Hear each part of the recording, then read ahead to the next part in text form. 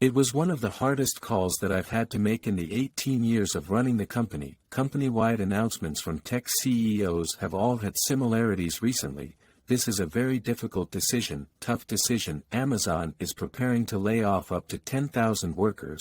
Meta is cutting 11,000. Netflix has made big cuts, so has Shopify, Snap, Twitter. Well, maybe that's a unique circumstance. Elon chuckling. Here are the macro and micro reasons why the tech industry is seeing massive layoffs.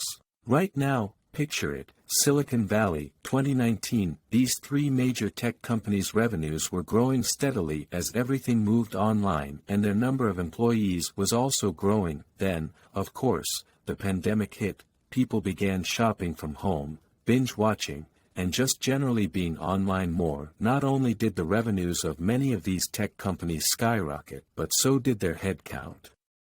I think Amazon is the quintessential example here. If you're promising 2-day shipping, you have to deliver 2-day shipping. Amazon, in response, just had to hire many more people. Narrator. Not only did Amazon grow its delivery operation, but it also grew from its web services. Companies and businesses that might not have been online before now had an online presence. You have to host that data somewhere. And so Amazon saw their cloud computing service do very well during the pandemic. Revenues stayed high through 2021 and many tech CEOs thought the growth would continue at the same rate they had seen for the last 2 years. We're going to continue to invest aggressively into the growth opportunities that we see. So they continued the hiring spree, and not just a lot of employees but some expensive employees.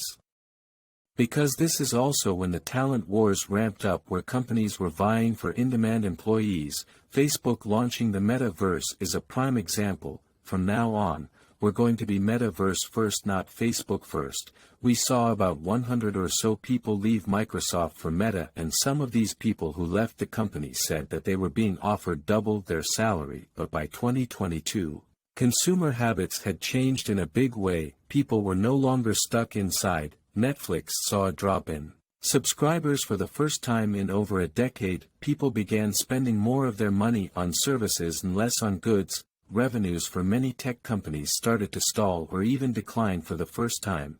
Some of these CEOs sort of overestimated where that new middle ground is, which is why they're explaining while apologizing that they grew too fast. Each tech company has also faced distinct problems. A major one, Apple's privacy change, which required apps to ask users if they wanted to be tracked. That IT affected a key component of many of these social media companies' digital ad-focused business models. Add in the threat from TikTok taking away viewership from other social media platforms.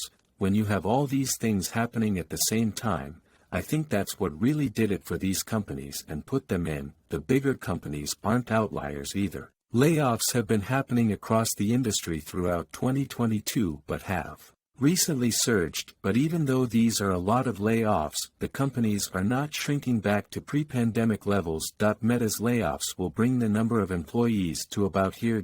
Amazon's to about here. Netflix brought the employee count here. To be clear, a lot of these companies are still growing. It's just that the growth is slowing back to sort of pre-pandemic or early pandemic levels. CEOs also say the timing has to do with the threat of an economic downturn. Well, there certainly have been a lot of changes very quickly in the macroeconomic environment. We're in a very rapidly changing economic environment. In some ways, these layoffs are a bit proactive.